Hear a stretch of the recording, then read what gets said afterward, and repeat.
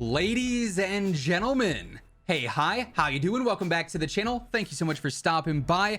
The Modern Warfare meta finally saw some updates with the Season 4 Reloaded update. We saw several buffs to some old MW weapons, and today we are breaking down the new top 5 best MW guns. We just did this a few days ago, not expecting any changes to occur, and lo and behold, we got some new top tier guns. So today, we're breaking down the best setups for the 5 best MW loadouts in Warzone. As we go through it, if you enjoy the video, let me know by dropping a like on it. And if you're new to the channel, feel free to hit that subscribe button, turn on those post notifications. That way you can always guarantee you are up to date with everything going on in COD. But as you can tell here right away, we already got one weapon that everyone seems to love in Warzone. It's nostalgic. It is an OG, if you will, the Kilo 141. And this was buffed with the Season 4 Reloaded update. Not necessarily back to its Verdansk days where it was insanely good. It still has a damage drop off that's going to make it a little bit worse than some Vanguard guns past 90, 100 meters. But for mid range, for some of that early long range, the thing fries. And let's be honest, MW guns feel so good, so clean, so smooth. They're just so much fun to use. So for the Kilo setup, it's pretty basic. We're going to go for the monolithic suppressor first and foremost. We're going to go ahead and throw on the Prowler barrel, largest barrel in this case. So it's going to give us the best range, the best velocity, the best control as well. We've got the commando foregrip on there for that better control. 50 or 60, you can totally get away with using either of these. Obviously 60 is going to be a little bit slower for ADS in general movement versus 50. So that's why I usually opt for 50, and that's plenty DPM for trios and quads. Works well for every single mode. And then we also got the VLK 3x optic on there. We're going to go ahead and throw on that T-pose reticle. Gives us a nice clean sight, super easy to track players, and I'm so glad the Kilo is in fact back. Following that, the M13. This was also buffed with the Season 4 Reloaded update. They ended up increasing the neck multiplier by a fair bit. And pre-Season 4 Reloaded, the M13 here was already a top tier MW gun. It was being compared to the NZ in a lot of ways because their TTKs were actually very similar. Obviously, we just don't have 10 attachments here to fully maximize this weapon, whereas the NZ does. But even with 5 attachments, you can get a super low recoil, great medium and long range setup here that is going to fry. So again, we're of course using the monolithic suppressor. We want the biggest barrel in this case, which is going to be the Tempest Marksman's for best range, velocity, and control yet again. Got to be running the VLK 3x optic once more on here. We also need an extended mag, so 50 or 60. Because the DPM here is a little bit worse, I feel like you kind of have to go for 60 in this case. And then depending on just how comfortable you are with the M13, you can go 2 different routes. If you are very good at controlling this thing, because let's be honest, it is a little bit lower recoil, run the tac laser. It makes it even more aggressive, gives you that better ADS, perfect for mid-range, also helps out with the aiming stability a little bit. But if you do struggle with the control a little bit, maybe you play on console where the control is more noticeable, then just run your basic commando foregrip here, and it'll maintain nice and easy, smooth recoil so you can land shots on targets 100+ meters away with ease. Again, so glad this is back in the conversation, not only as just a best MW gun, but as one of the better weapons you can use right now in the rifle category. Moving on, the Bruen was not updated in Season 4 Reloaded, but it also wasn't nerfed by that same, idea, right? So this thing maintains its dominance as an MW gun. Its damage range is insane. The lack of a damage drop off with certain builds makes this thing one of the best long range guns in the game.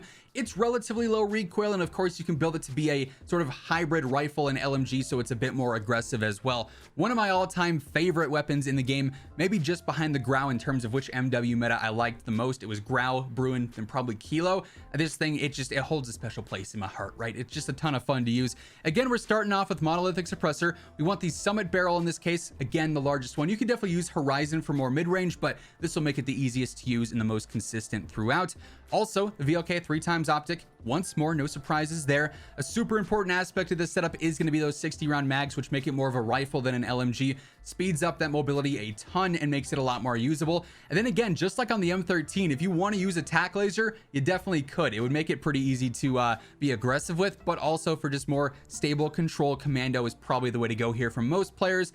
But yeah, the TTK on this thing is absurdly good for an MW gun, sort of a sleeper in a way, because it does beat out a lot of top tier meta guns past 80, 90, 100 meters. Another weapon that we've been talking about a bunch recently is the Ram. Just like the Bruen, this one wasn't actually touched in the Season 4 Reloaded update. No buffs, no nerfs, so it stays being just as consistent as it was before. And before, it was probably the best MW gun in general, at least in my opinion, because of its really good TTK. It can be used for sniper support with sort of a hybrid build. It can be used for long range, both would work really well.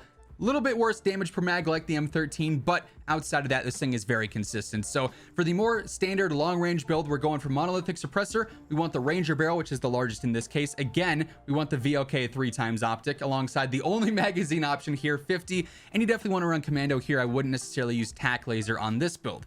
But like I said, this is the long range build. If you wanted to go for something that was more built for sniper support, I'd say still use the monolithic suppressor, drop down to the Eclipse barrel though, take off commando foregrip, add on a tac laser, take off VLK 3x optic, and throw on whatever else you might be looking for here. If you do want control, you could definitely use commando foregrip in this case. That wouldn't be a bad setup. If you wanted more aggression, go for the Stippy Grippy with that better ADS and Sprintifier. You could even use something like the close quarters stock as well, maybe even sleight of hand if you wanted to as well. You definitely got plenty of options there, but this is more so meant for sniper support, and it works really well for that. And then lastly, folks, the Desert Eagle, the 50 GS.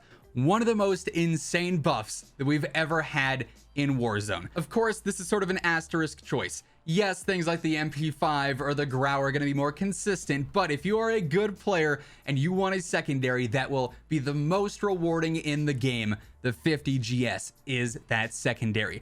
It can 3-shot players if you're hitting headshots and chest shots. It has a sub 400 millisecond TTK if you hit 2 headshots or 2 chest shots and one of the other. It is so strong.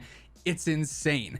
Now, of course, it's harder to use. It's not easy by any means with the setup either, but it is rewarding and so fun. So we're going for the monolithic suppressor. Both of these barrels are built for better range. The control factor here, it'll probably help out a little bit if you're trying to spam it, so Enforcer is probably the way to go. It does hurt your ADS and your movement a bit, but we can get that back because if you use a tac laser, you get that faster ADS, right? So that makes that a little bit easier. I'd probably go for like the 10 round mags. 13 might slow you down a little bit too much so that it's not super pistol like and just a bit too heavy. So 10 round I feel like works fine. You could definitely use a trigger if you wanted to for a better fire rate, but also I feel like you're going to be the most accurate if you're taking your time with your shots here, not necessarily spamming it, but shoot, wait for a split second, shoot, wait for a split second, rather than shoot, right? So it just makes it a little bit more consistent and easy to land shots. So instead, I'd probably go for something like the Stippy Grippy on there, get a better sprint to fire and a faster ADS yet again. Not the most, standard secondary, I guess you will. It's not the most ordinary, but man, is it cool that this thing is as powerful as it is, and it does give some meaning to really wanting to switch up your secondaries and use something more fun like this. So definitely an out there choice, but one that I think a lot of players could really enjoy. That being said, those are currently 5 of the best MW guns in the game after this last weapon update, which buffed a ton of these. That's going to wrap things up for this one. Hopefully you enjoyed the video. If you did, let me know by dropping a like on it. And if you're new here, feel free to hit that subscribe button, turn on those post notifications. That way you can always guarantee you are up to date with absolutely everything going on in the world of Call of Duty. But once again, thank you so much for tuning in. And until next time, take it easy. Have an awesome rest of your day. And I will catch you guys later. Peace out.